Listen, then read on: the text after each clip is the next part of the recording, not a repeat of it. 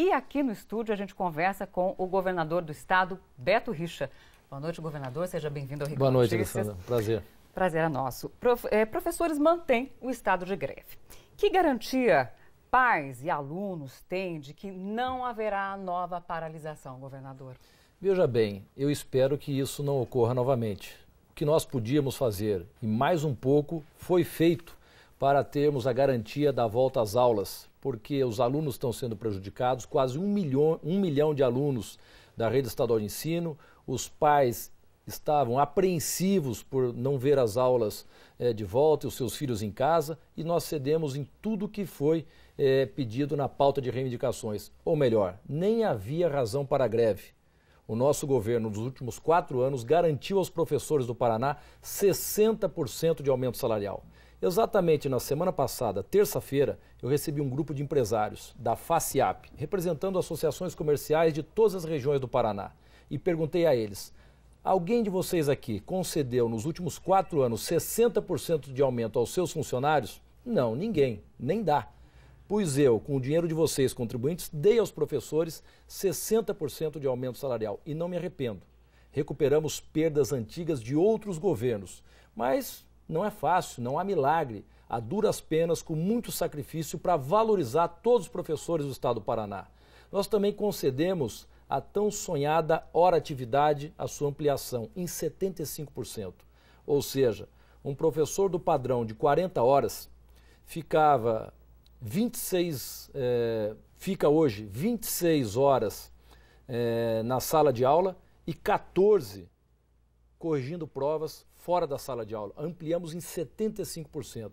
Reconhecemos o curso da Visivale, 10 anos, 30 mil professores aguardando, em 6 meses resolvemos essa situação, enfim, tudo que era possível fizemos. Brigada escolar, compramos extintores que sequer tinha nas escolas, garantindo segurança aos alunos, professores e funcionários das escolas, melhoramos a qualidade dos alimentos da merenda escolar, mais que triplicamos o repasse em comparação ao governo anterior, aos prefeitos para cobrir gastos com transporte escolar. Tudo foi feito. Então essa greve não tinha razão de existir. Eu reconheço. Atrasamos 2 meses o pagamento do terço de férias. Salário e 13º sempre esteve em dia. E vai entrar no final do mês. Sim, foi o compromisso de pagar no final do mês. A rescisão dos temporários já foi pago, se eu não me engano, no dia 19 do mês anterior. E o que os alunos vão encontrar? Vai ter professor, vai ter problema de merenda? O que os pais e os alunos podem encontrar? As escolas estão preparadas. Eventualmente, no meio de 2.200 escolas, 400 escolas de ensino especial, as APAES, que eu trouxe para dentro da rede estadual de educação para protegê-las da ameaça do governo federal de acabar com o ensino especial no país e promover a inclusão radical. Então, 2.200 ou 2.600 escolas, às vezes tem um problema pontual nesta ou naquela escola, mas, em linhas gerais, todas estão prontas e preparadas para receber os nossos alunos. Governador, o seu secretário da Fazenda disse que estava contando moedinha para conseguir pagar o funcionalismo. Ele, inclusive, foi até a Assembleia Legislativa, prestou contas aos deputados e não ficou bem claro a questão do déficit do Estado, de quanto o Estado gasta, de quanto arrecada. Qual é o furo hoje do governo? Eu assisti a entrevista dele, estava contando as moedas para pagar o salário desse mês. Exatamente. Mas ele foi, se não me engano, dia 4 na Assembleia. Em 4 dias, é evidente que não tinha ainda a arrecadação toda para pagar o funcionalismo. Eu sempre disse, reiteradas vezes ao longo do meu mandato, que recebi um Estado com 4,5 bilhões de dívidas.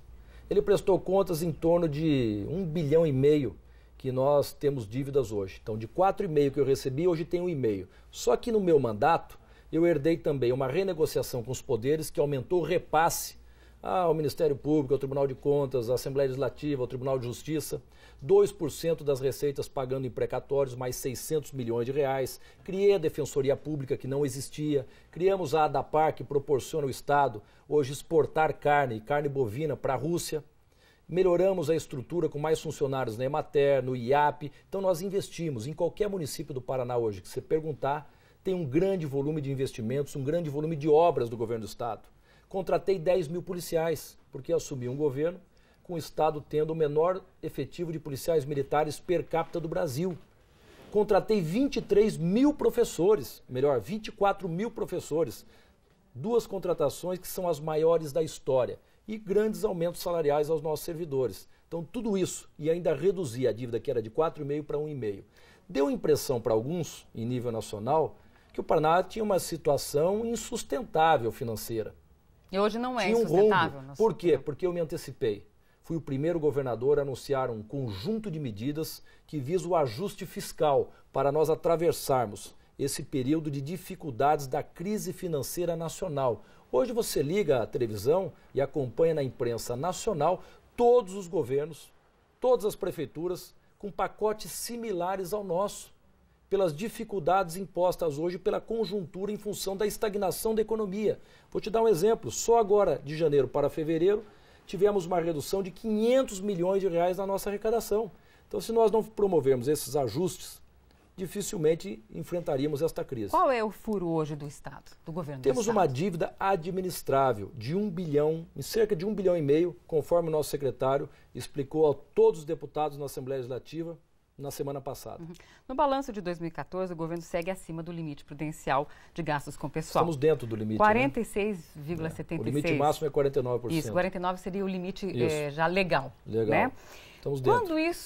Quando o governo vai começar a receber e não só pagar o funcionalismo, mas receber e investir, e ter caixa para investir? Boa sua pergunta, Alessandra, porque justamente esse pacote de medidas é para que o governo não perca a sua capacidade de investimentos, porque não é só salário para funcionalismo. O dinheiro vem do mesmo pote. Se eu exagerar num determinado setor, vai faltar dinheiro em outros. Se eu conceder muito aumento exagerado aos servidores públicos, vai faltar policial e viatura para cuidar da segurança da sua família na rua.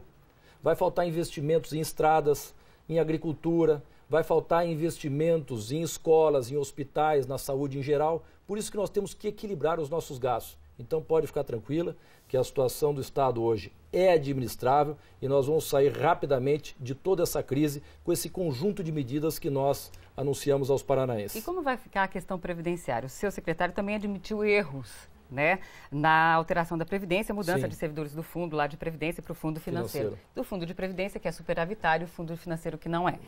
Como o senhor vai tratar essa questão, que é um osso duro? Uma proposta do meu governo, na ânsia de resolver e equilibrar o Fundo Previdenciário atuarialmente. Nós resolvemos o problema. Aí trazendo para o Fundo Financeiro o Tesouro que está bancando isso. Pessoas e servidores que contribuíram lá no Fundo Previdenciário. Hoje o Tesouro está bancando 2 bilhões de reais por ano.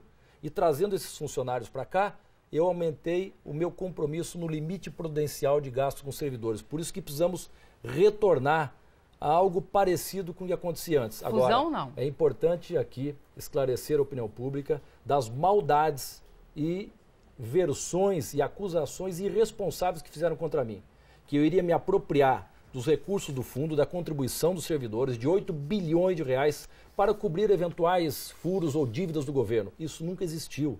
É ilegal. No projeto apresentado, tinha um parágrafo único que explicitava essa situação, dizendo que os recursos do fundo previdenciário seriam exclusivos para pagamento de benefícios de inativos, aposentados e pensionistas. Então é importante desfazer essa maldade e hoje estamos com mais tempo construindo a melhor solução para a questão previdenciária do Estado do Paraná, junto com o Ministério Público, com especialistas do setor e com todas as categorias do funcionalismo. Coisa que nós estamos vendo aí, o governo federal querendo mudar o sistema previdenciário, tirando 7 bilhões de reais da educação, mexendo em direitos dos trabalhadores e nisso a APP, Sindicato dos Professores, que é um braço sindical do PT, não tem uma manifestação.